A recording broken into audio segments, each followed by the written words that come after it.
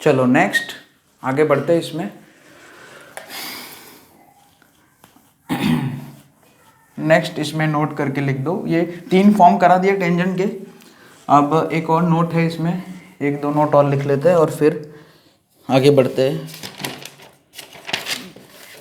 Point of intersection tangents drawn at T1 T2। Point of intersection note करके लिख सकते हैं इसको। Point of intersection of tangents drawn at T1 and T2। T1 T2 मतलब 2 parametric point है और हमारा पैराबोला वही चल रहा है अभी। जैसे कि यहाँ पे एक पैराबोला है, यहाँ पे ये A ऑफ T1 करके एक पॉइंट है पैराबोला के ऊपर, और दूसरा पॉइंट T2 करके है, जिसका मतलब T1 मतलब क्या होगा वो पॉइंट का है ऐसे A_T1 square 2A_T2 A_T1 square 2A_T1, और दूसरा पॉइंट जो है उसका पैरामीटर T2 है तो उसके कोऑर्डिनेट्स क्या आ जाएंगे A_T2 स्क्वायर 2A_T2। तो वो दोनों पॉइंट पे हम टेंजेंट ड्रॉ कर सकते हैं। 2 टेंजेंट आएंगे यहाँ पे A_T2 स्क्वायर 2A_T2, ये पॉइंट पे भी एक टेंजेंट आया। तो ये दो टेंजेंट का इंटरसेक्शन पॉइंट जो है उसके कोऑर्डिनेट्स लिखने हैं। बहुत सिंपल है, पैरामेट्रिक फॉर्म में इक्वेशन हमें पता ही है। ये पॉइंट पे टेंजेंट का इक्वेशन क्या आ जाएगा, T1y is equal to X plus A_T1 square, जानते हैं हम। और इस पॉइंट पे टेंजेंट का ये वाले टेंजेंट का इक्वेशन क्या आ जाएगा, T2y is equal to X plus A_T2 square. अभी हमने सीखा सेकेंड फॉर्म जो था हमारा पैरामेट्रिक फॉर्म। अब ये दो लीनियर इक्वेशन है, 2 वेरिएबल है, इन दोनों का इंटरसेक्शन पॉइंट निकालने के लिए एलिमिनेशन मेथड लगा दो। तो आप एलिमिनेशन मेथड लगाओगे तो ये पॉइंट के कोऑर्डिनेट आपको मिलेंगे A_T1 T2 sorry A_T1 T2 yes into कमा ये x कोऑर्डिनेट हो जाएगा A_T1 T2 और y कोऑर्डिनेट आपको मिलेगा A into T1 plus T2, ये हमारा y कोऑर्डिनेट हो जाएगा। ये पॉइंट के कोऑर्डिनेट्स आ जाएंगे A_T1 T2 कमा ये x कोऑर्डिनेट हुआ। चेक करना है तो कर लो, सीधा एलिमिनेट कर दो। तो सबसे पहले सीधा एलिमिनेट करोगे तो सीधा y मिल जाएगा क्योंकि x एलिमिनेट हो जाएगा। इसमें से फर्स्ट में से सेकंड इक्वेशन घटा दो तो ऐसा आ जाएगा T1 minus T2 into Y is equal to A_T1 स्क्वायर minus T2 square. T1 square minus T2 square हो जाएगा T1 plus T2 T1 minus T2। दोनों साइड से T1 माइनस T2 कैंसिल हो जाएगा क्योंकि T1 is not equal to T2 होता ही है, क्योंकि T1 T2 सेम हो गया तो फिर दोनों एक ही पॉइंट हो जाएंगे। तो T1 माइनस T2 कैंसिल हो जाएगा तो y का वैल्यू आ जाएगा A into T1 plus T2। y की वैल्यू उठा के किसी एक में रख देना तो आपको x कोऑर्डिनेट जो है पॉइंट ऑफ इंटरसेक्शन का A_T1 T2 मिल जाएगा। तो ये एक पॉइंट हो गया। अब एक और पॉइंट, एक और नोट करके लिख दो। स्लोप फॉर्म में जैसे कि y square is equal to 4x करके पैराबोला होता है तो हमने टेंजेंट का इक्वेशन क्या लिखा, y is equal to mx plus A/m, है ना। नोट करके अगर पैराबोला का इक्वेशन हमारा y square is equal to, ये स्टैंडर्ड पैराबोला फॉर्म में है हमारा पैराबोला, अगर स्टैंडर्ड है ठीक है, तो उसके लिए स्लोप फॉर्म में टेंजेंट का इक्वेशन क्या लिखा, y is equal to mx plus A/m। लेकिन हमारा पैराबोला मान लिया उसका वर्टेक्स शिफ्ट हो गया तो कुछ नहीं है, मान लिया ऐसा कुछ आ गया y माइनस, ये पैराबोला कुछ इस फॉर्म में दिया गया आपको, y minus K whole square is equal to 4a into X minus H. तो इसके लिए जैसे कि यहाँ पे y की जगह y माइनस के हो गया और x की जगह x माइनस एच हो गया है, तो कुछ नहीं करेंगे यहाँ पे। अगर y square is equal to 4ax है तो y is equal to mx plus A/m लिखा, तो y minus K whole square is equal to 4ax minus H, ये पैराबोला के लिए टेंजेंट का इक्वेशन y की जगह y माइनस के कर दो और बाकी सब कुछ एज इट इज, y की जगह y माइनस के हो जाएगा और x की जगह x माइनस एच हो जाएगा। तो इस पैराबोला के लिए टेंजेंट m स्लोप वाले टेंजेंट का इक्वेशन ये आ जाएगा। ये भी एक लिख देना, काम आएगा आगे। अच्छा यहाँ पे जो है c वो सब वैल्यू ले लेते, पहले थोड़ा अच्छे से सॉल्व कर देते। यहाँ पे इस फॉर्मेट में कन्वर्ट करेंगे ना, यहाँ पे y इज इक्वल टू ये m मल्टीप्लाई करो तो mx minus mh plus A/m और ये माइनस के उधर गया तो प्लस के। तो यहाँ पे स्लोप तो m ही है टेंजेंट का, लेकिन जो c है, c मतलब ये जो जैसे कि फर्स्ट जो हमारा था y स्क्वायर स्टैंडर्ड पैराबोला जो था उसमें हमारा कंडीशन क्या था कि y is equal to M X plus C, अगर इस पैराबोला का टेंजेंट है तो c is equal to A by M हो जाएगा। तो उसी तरह से यहाँ पे जो है c कितना आया, c इज इक्वल टू आएगा minus M H plus A by M plus K. ये थोड़ा याद रखना, ये कभी कभी कोई क्वेश्चन में काम भी आता है, या फिर के जैसे भी यही है ना, के माइनस एम एच, ये हो गया। चलो अब सीधा नॉर्मल की थियोरी स्टार्ट करते हैं। तो टेंजेंट के इक्वेशन लिखे वैसे ही नॉर्मल के 3 फॉर्म लिख देंगे हम आराम से, ठीक है। और फिर कुछ क्वेश्चंस देख लेंगे या फिर कुछ और कॉन्सेप्ट सिखाने होंगे वो देख लेंगे। तो पहले तो ये yes normal equation of normal, इसमें भी वही पॉइंट फॉर्म, पैरामेट्रिक फॉर्म और स्लोप फॉर्म, तीनों फॉर्म यहाँ पे भी आएंगे। जैसे टेंजेंट में भी आए थे वैसे यहाँ पे भी आएंगे। नॉर्मल में भी पॉइंट फॉर्म, पैरामेट्रिक फॉर्म और स्लोप फॉर्म। तो सबसे पहले तो पॉइंट फॉर्म देख लो।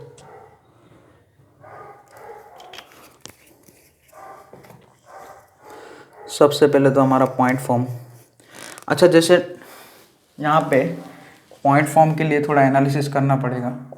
जैसे टेंजेंट के लिए तो हम सीधा सीधा ये हमें पता है क्योंकि हमें टेंजेंट का इक्वेशन पता है। जैसे कि यहाँ पे पैराबोला के ऊपर कोई पॉइंट है x1, y1, हमारा पैराबोला वही फिर से, उसके ऊपर एक टेंजेंट होगा। और नॉर्मल बेसिकली होता क्या है कि टेंजेंट से परपेंडिकुलर ड्रॉ किया गया स्ट्रेट लाइन उसी पॉइंट पे, पॉइंट ऑफ टेंजेंसी में से टेंजेंट से परपेंडिकुलर ड्रॉ किया गया लाइन, उसी को बोलते हैं। टेंजेंट और नॉर्मल दोनों साथ में ही होते हैं, है ना। आप जब टेंजेंट बनाओगे तभी नॉर्मल बनाओगे, ठीक है। अच्छा तो ये पॉइंट पे x1 और y1 पॉइंट पे इस पैराबोला के लिए टेंजेंट का इक्वेशन अभी लिखा था हमने, क्या लिखा था, y is equal to 2a upon y1। इस फॉर्म में इसलिए लिख रहा हूँ कि मुझे स्लोप चाहिए, इसलिए 2a upon y1 x plus 2a x1 अपन y1, ठीक है भाई। तो m ऑफ t यानी कि टेंजेंट का स्लोप कितना था, 2a अपन y1। और टेंजेंट और नॉर्मल को कैपिटल N और टेंजेंट को कैपिटल T से बोला, तो T और N आपस में परपेंडिकुलर होते हैं। तो नॉर्मल का स्लोप क्या हो जाएगा, माइनस y1 अपन 2a, क्योंकि ये दोनों लाइन परपेंडिकुलर है। टेंजेंट और नॉर्मल एक दूसरे से परपेंडिकुलर होते हैं।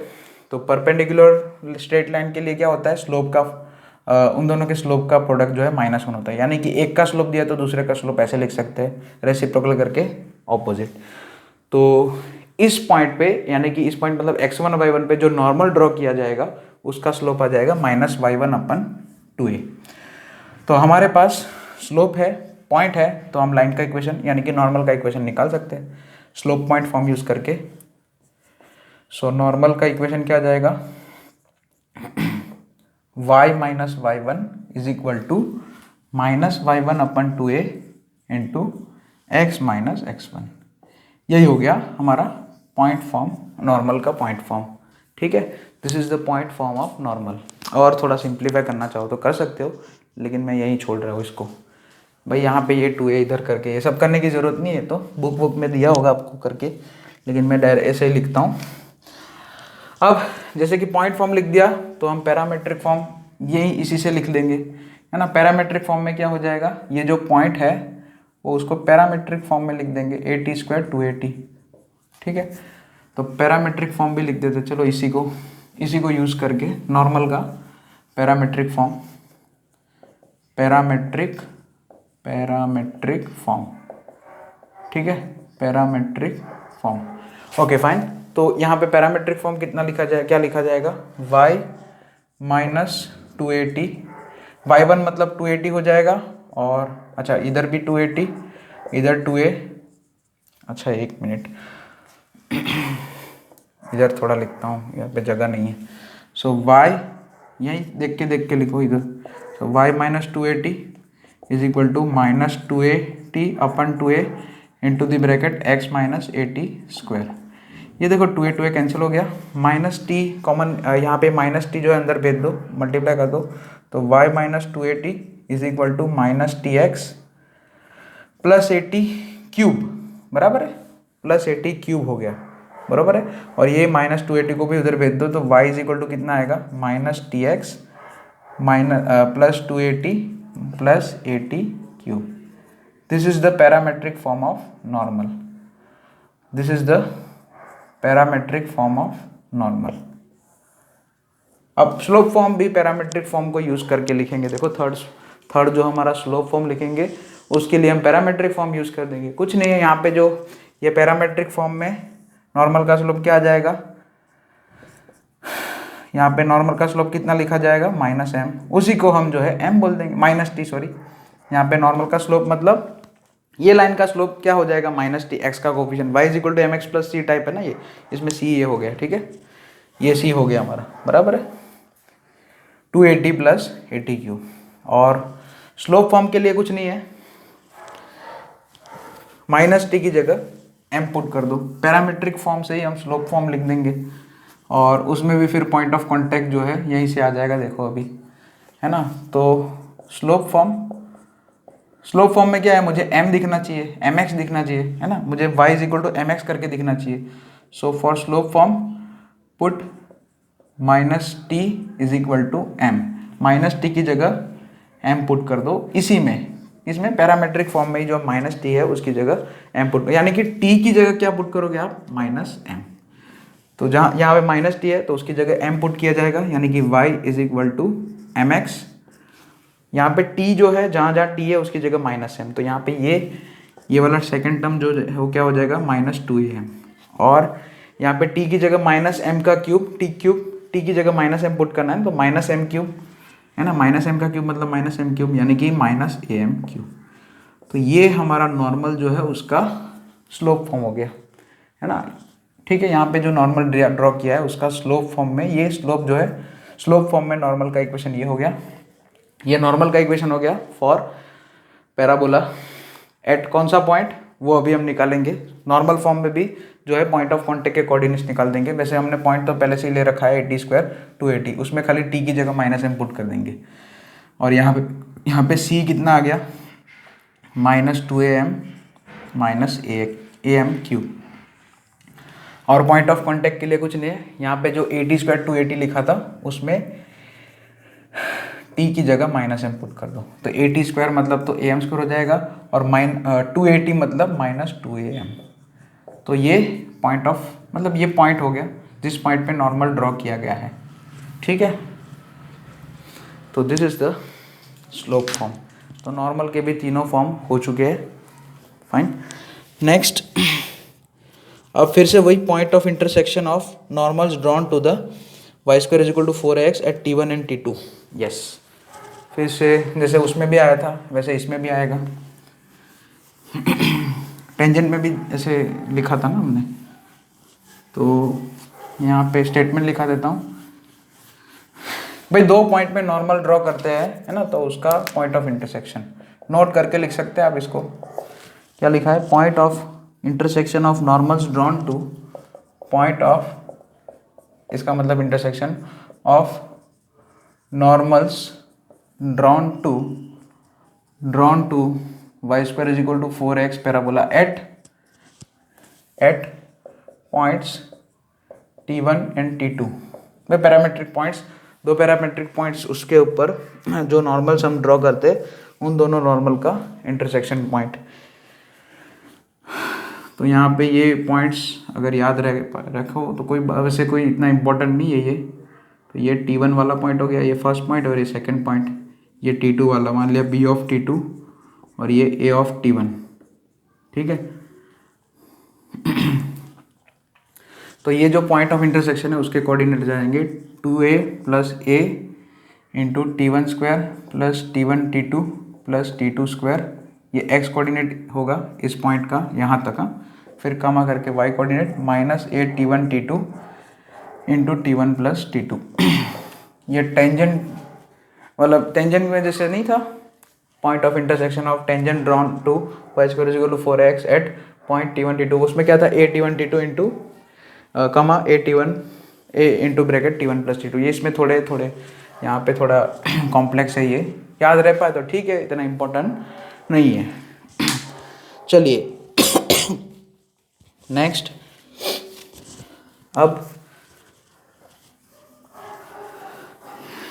अब एक और पॉइंट ले लेते हैं जिसका हमें काम है। अब जैसे कि सर्कल में भी ऐसे पॉइंट्स आए थे कि circle point of position of point with respect to circle, वैसे यहाँ पे भी आएगा position of point with respect to parabola. Position of point, वो सारे टॉपिक्स यहाँ पे रिपीट होंगे और प्रोसेस वही रहेगी, position of point with respect to parabola. Parabola मतलब y square is equal to 4ax, parabola y square is equal to 4ax।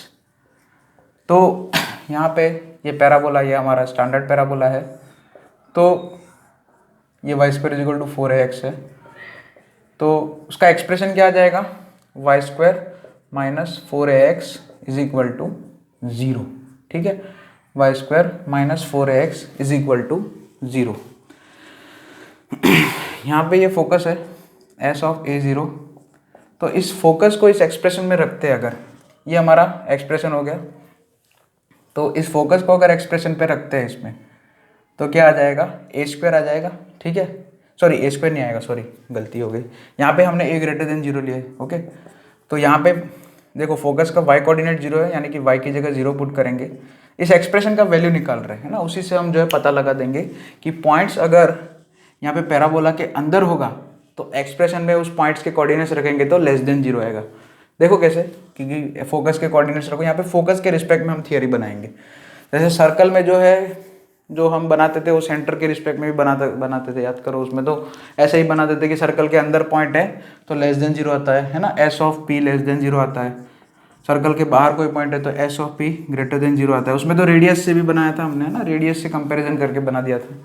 तो उसी तरह से यहाँ पे भी position of point with respect to parabola के लिए हम फोकस को जो है यहाँ पे कंसिडर करेंगे। तो y इज इक्वल टू 0 और x इज इक्वल टू, यानी कि इस एक्सप्रेशन का value Y square is equal to Y square minus 4x, expression का वैल्यू कितना आ रहा है, माइनस 4a स्क्वायर, और जो कि लेस देन 0 है। a चाहे पॉजिटिव हो चाहे नेगेटिव हो, उससे कोई फर्क नहीं पड़ता है, माइनस साइन है 4 और a स्क्वायर है, तो वो लेस देन 0 है। तो यहाँ पे पैराबोला के इक्वेशन को हम जो है p फ्रॉम करके बोल सकते हैं, p ऑफ करके बोल सकते हैं, या जो भी बोलो कोई फर्क नहीं पड़ता है। तो p of s less than 0 है। तो इसका मतलब ये हुआ कि आपका पॉइंट अगर पैराबोला के अंदर हो रहा है, अंदर है मतलब लाई कर रहा है ना, इस वाले रीजन में लाई कर रहा है, इस वाले रीजन में, इस वाले रीजन में, मतलब ये तो देखो इन्फाइनाइट तक जाएगा, ये भी इन्फाइनाइट, मतलब ये वाले रीजन में लाई कर रहा है, मतलब पैराबोला के अंदर है, इनसाइड द पैराबोला है। देन जैसे यहाँ पे ऐसे ही लिख देता हूँ, in general if point x1 y1 lies inside parabola, inside the parabola, inside y square is equal to 4x, ठीक है। then p of x1 y1, p मतलब पैराबोला का expression y square minus 4x, वो कितना होगा, उसका value less than 0, यानी कि y1 square minus 4ax1 is less than 0, first point. और अगर आपका पॉइंट पैराबोला के बाहर लाई कर रहा है, कहीं इधर है, इधर है, कहीं इधर है, इधर कहीं भी है, if point x1 y1 lies outside the parabola, यानी कि outside y square is equal to 4x, then क्या हो जाएगा, p of x1 y1 उसकी वैल्यू ग्रेटर देन 0 आएगी। चेक करना है तो कर लो, यहाँ पे बोलो फुट ऑफ, यहाँ पे डायरेक्ट्रिक्स होती है, डायरेक्ट्रिक्स तो होती है यूनिक, उसका फुट ऑफ परपेंडिकुलर होता है -a,0, तो ये -a,0 के कोऑर्डिनेट्स इसमें रखोगे तो ये minus minus plus 4a square हो जाएगा। ठीक है, चेक कर लो खुद ही, है ना। तो यहाँ पे ये जो है एक्सप्रेशन का वैल्यू इस पॉइंट के लिए, है ना, ये पॉइंट मतलब -a,0 फुट ऑफ डायरेक्ट्रिक्स के जो फुट ऑफ डायरेक्ट्रिक्स का जो पॉइंट है ना, उसके लिए जो है एक्सप्रेशन का वैल्यू पॉजिटिव आ जाएगा, प्लस 4a स्क्वायर हो जाएगा। ठीक है, तो अगर आपके पॉइंट्स, अगर आपका पॉइंट जो है पैराबोला के आउटसाइड लाई कर रहा है, आउटसाइड वाले रीजन में लाई कर रहा है, ये वाला रीजन, ये ऊपर, फिर ये नीचे, इधर और इधर, अगर इस जगह लाई कर रहा है तो उसके लिए ये एक्सप्रेशन का वैल्यू, कौन सा एक्सप्रेशन का value, Y square minus 4ax का वैल्यू जो है ग्रेटर देन, यानी कि y1 square minus 4ax1 should be greater than 0। So ये हो गया position of point with respect to parabola y square is equal to 4ax। ठीक है, इसको नोट डाउन कर लेना। और बस, और अभी तो बहुत सारे पॉइंट्स अभी लिखवाने हैं मेरे को वैसे, जैसे कि देखो, जैसे कि आपने सर्कल के लिए सब सीखा है ना, वही सब इधर वापस आएगा। कॉर्ड ऑफ कॉन्टैक्ट है, chord bisected at given point है, ठीक है, वो सब आएगा। तो वो वैसे ही लिखा जाएगा वैसे आपने सर्कल में लिखा था। जैसे मान लिया कि कॉर्ड ऑफ कॉन्टैक्ट, मान लिया, मैं बता ही देता हूँ आज फटाफट, वो लिखा ही देता हूँ। कॉर्ड ऑफ कॉन्टैक्ट और chord bisected at given point, दोनों का इक्वेशन लिखा ही देते हैं। उसमें क्या है फटाफट, सबसे पहला इसमें एक पॉइंट है chord of contact. Chord of contact जैसे उसमें आया था ना सर्कल में, वैसे ही इसमें भी आएगा। जैसे कि पैराबोला है हमारा y² = 4x, उसके लिए ही है इस सर्कल पैराबोला के इस वाले पॉइंट में से बाहर वाले आउटसाइड वाले, क्योंकि इनसाइड, अगर इनसाइड वाले रीजन यहाँ से अगर कोई पॉइंट लोगे तो वहाँ से तो आप टेंजेंट नहीं ड्रॉ कर पाओगे। तो आउटसाइड, पैराबोला के आउटसाइड कोई पॉइंट है, उस पॉइंट में से हमने मान लिया 2 टेंजेंट बनाए हैं। उस पॉइंट में से मान लिया 2 टेंजेंट्स ड्रॉ किए गए हैं, एक टेंजेंट ऐसे और एक टेंजेंट ऐसे। तो वो पॉइंट मान लिया P(x1, y1) है, ठीक है। तो यहाँ पे पॉइंट ऑफ टेंजेंसी, दोनों टेंजेंट की पॉइंट ऑफ टेंजेंसी पे 2 पॉइंट A B ऐसे आएंगे, तो एक कॉर्ड जो है हम ज्वाइन कर सकते हैं, है ना।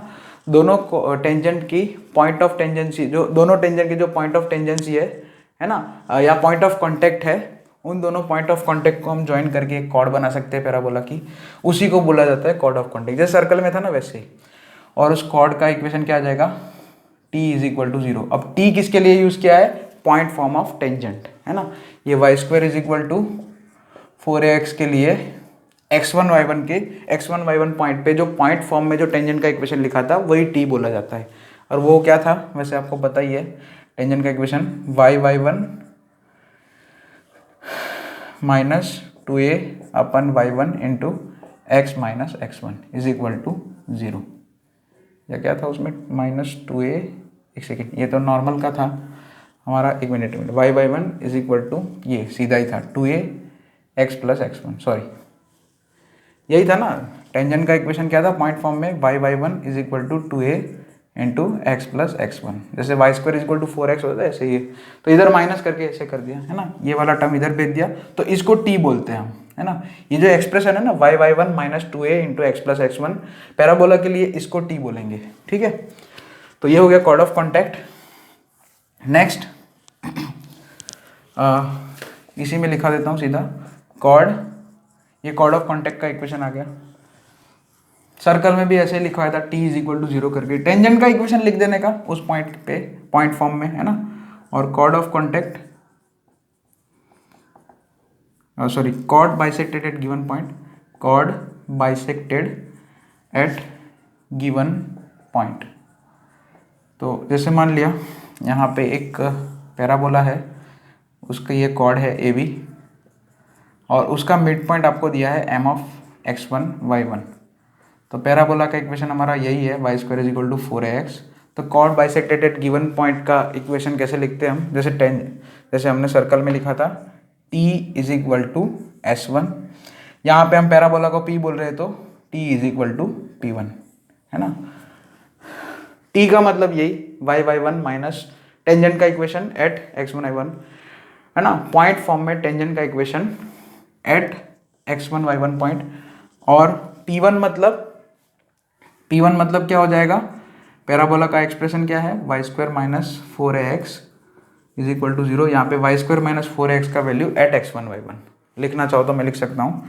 t की वैल्यू क्या लिखेंगे, y1 - 2a × x + x1, और p1 = कितना लिखेंगे, y1² पैराबोला का जो एक्सप्रेशन है y² - 4ax, उसकी value of expression of parabola वो क्या है, y² - 4ax eight x1 y1, है ना, y1² - 4ax1। ये हो गया chord bisected at given point का इक्वेशन। ये 2 पॉइंट छोटे हैं, छोटे ये 2 पॉइंट है, इसको भी ध्यान में रखना, क्वेश्चंस में ये यूज हो गए सब सारे पॉइंट्स। ठीक है।